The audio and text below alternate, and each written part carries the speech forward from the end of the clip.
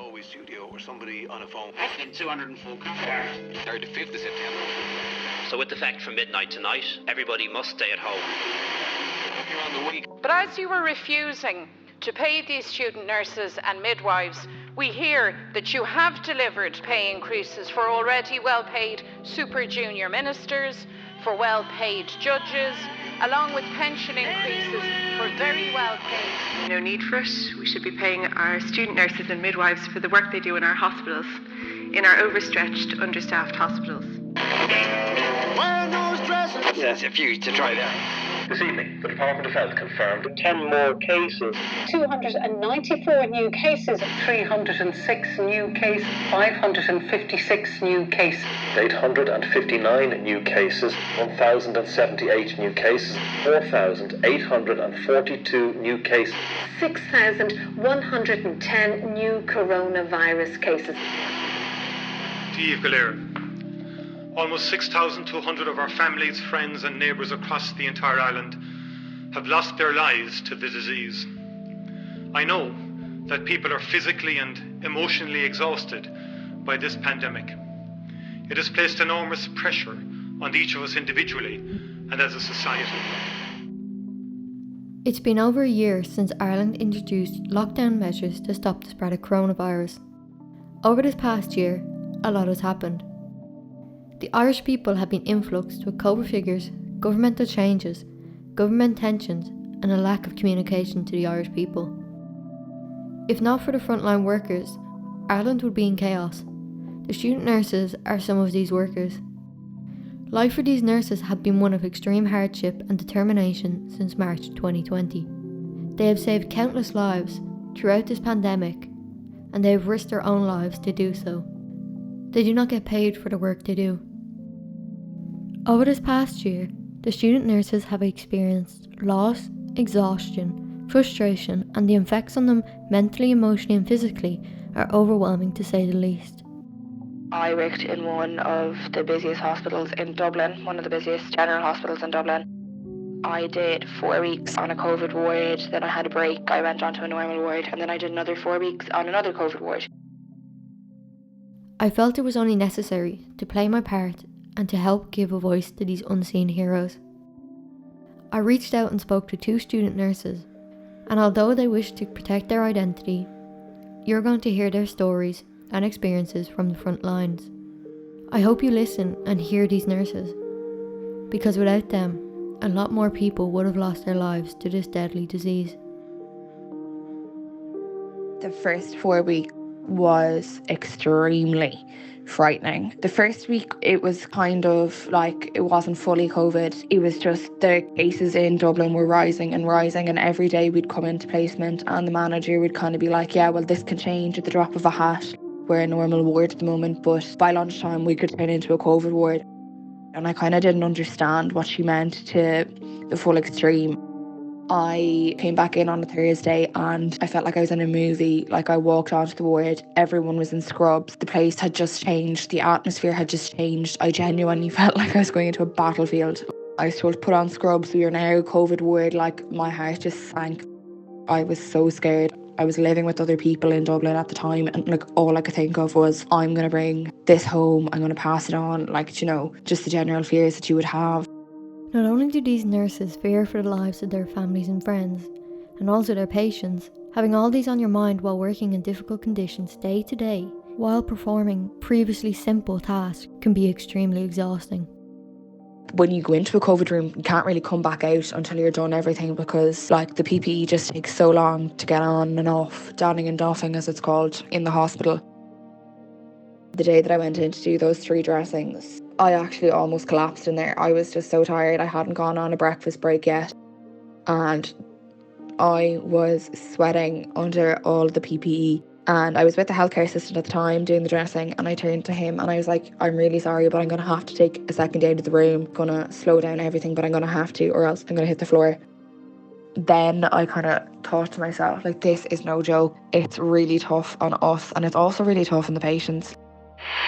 There are 776 patients in hospital with COVID-19, and 70 of those are being cared for in ICU. It's extremely difficult in work for these nurses, but the personal hardship that they face is telling of the social impact that this pandemic has had. Being on placement essentially means that I'm kind of ostracized by my group of friends. They're not 100% comfortable, hanging out with somebody that works in the healthcare area. It is. I understand the reasoning, but it is hard. It's kind of made life certainly a lot harder, both inside and outside the hospital. At the end of the day, when you're finished work, after wearing those aprons and after caring for patients who potentially have had COVID, it's just exhausting. When you're finished your 36 hours for your internship, then you have to go home, study for what you've learned during the day, and you've got a giant research proposal. And after all of that, you're just tired. You're just absolutely mentally, physically drained. And that's probably the toughest. And it's going to lead to problems down the line, I think. The government voted against paying student nurses. You then justified this decision by saying that they don't get paid because they don't do real work. I've been lucky enough that nothing absolutely horrific has happened to me during the pandemic. It's just kind of learning to deal with the bitterness of not being paid but doing the work of so many people at the same time.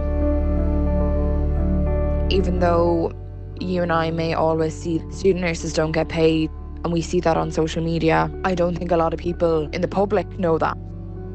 And you do end up getting angry and bitter when you're doing the work of a healthcare assistant, a qualified nurse, student nurse. You're trying to learn, you're trying to get everything done, you're trying to please everyone, and everyone knows you can't please everyone. I think a lot has changed. There's a lot more responsibility, probably a little bit too much, but that's no fault of anyone bar the government, really. The hospitals are understaffed, but you do what you can. And I do think we have the respect of the public, definitely not the respect of the government. I think the respect of the government will come with payment for student nurses, but I don't think that respect is coming anytime soon. No nurse, no student nurse should be exploited. There was nothing that they were doing essentially, and the one thing that they could have done, which was actually giving us the wage that was given to the fourth years the previous year during the pandemic, was not given, and it was voted down for, and there was nothing else then given to us aside from this €100 grant that the HSE had promised, and which we are still to receive, and which we haven't received. Well, are they doing enough now? No, not really. Very little, if anything. It's kind of like just business as normal for them and for us. We're still, again, yet to receive the €100, and we don't have any extra supports that we had previously. I feel cheated, to be honest, and I feel exploited. I don't really know how to articulate it in a way that doesn't come off as incredibly headstrong, because there are a lot of words I can use for it, and people are going to always come back to me and say, well, it was experience, or it was part of the practical aspect of your course, and that's well and good, but experience doesn't pay the bills. I think that if people knew everything that student nurses do from the get-go, from first year to fourth year, as supernumerary students, as unpaid students, people's eyes would be opened up, and they'd see all this work and all this care and compassion and everything that students put into it, and not getting a cent out of it. People will start asking questions as to why they're not being paid. I thought it was disgraceful. I actually do, because they were quick enough to stand up in the Dáil and give them a round of applause, and then in the next breath they're like, oh yeah, but we're not paying you. We just think you're lovely, but we're not paying you. And I don't think that they really grasped at government level the impact that had to student nurses. If you're working, you get paid. That's simple.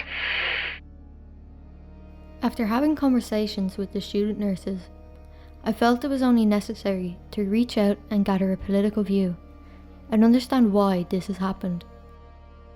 It is important to understand both sides, but it's also important to recognise the efforts and sacrifices that these student nurses have made. I need to understand the political views and understand why a government who leans so heavily on student nurses to save the lives of their people would not support them by paying them. I reached out to Fianna Fáil and Fine Gael officials with requests for interviews, but received no reply.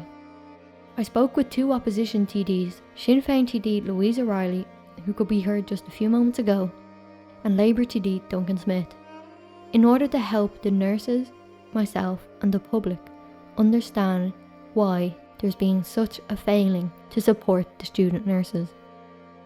I began by asking Duncan Smith what are his thoughts on the matter of student nurses not being paid for the work they do.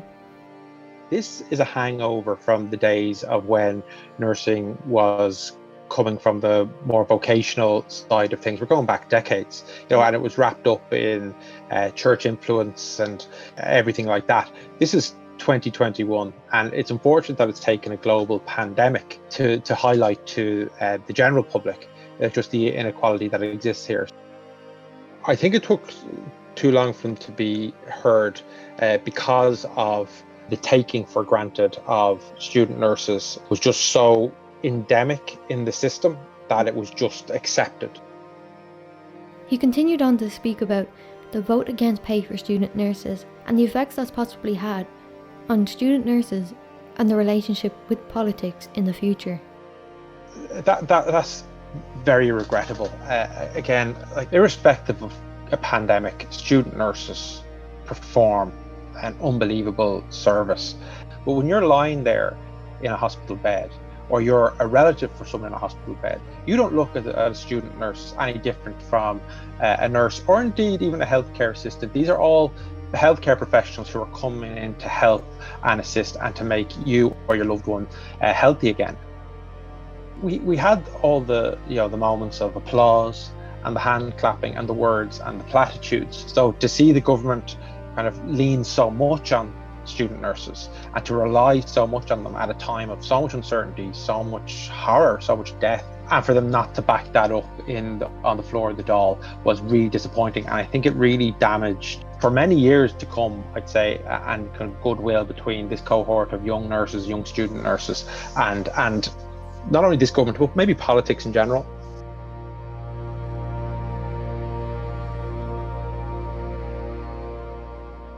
Since the recording of these interviews, the Irish government have implemented the €100 week, almost 6 months after it was proposed in the Dáil and 14 months after the pandemic began.